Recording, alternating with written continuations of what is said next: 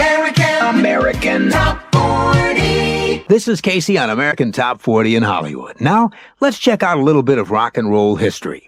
Most everybody knows that the rock era began in January 1955. And a lot of people know that disc jockey Alan Freed popularized the phrase rock and roll during the 50s. Freed was working in Cleveland at the time, and he began using the expression to describe the music of black artists whose records he played. It was that sound that created a worldwide revolution in popular music, the phenomenon of rock and roll. Well, 20 years before that, back in the mid-30s, the expression rock and roll was first heard in a song by one of the top recording acts in the business, the Boswell Sisters, a female trio from New Orleans.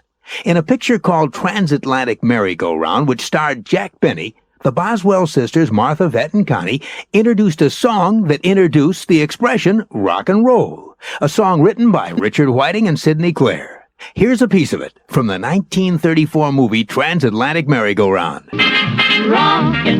That was the first time the public at large ever heard the phrase rock and roll, and the song called Rock and Roll, recorded exactly 50 years ago by the Boswell Sisters on October 4th, 1934. That's 20 years and 3 months before the rock era began in 1955. Another page from the American Top 40 book of rock and roll history as the countdown continues. Casey's Coast to Coast.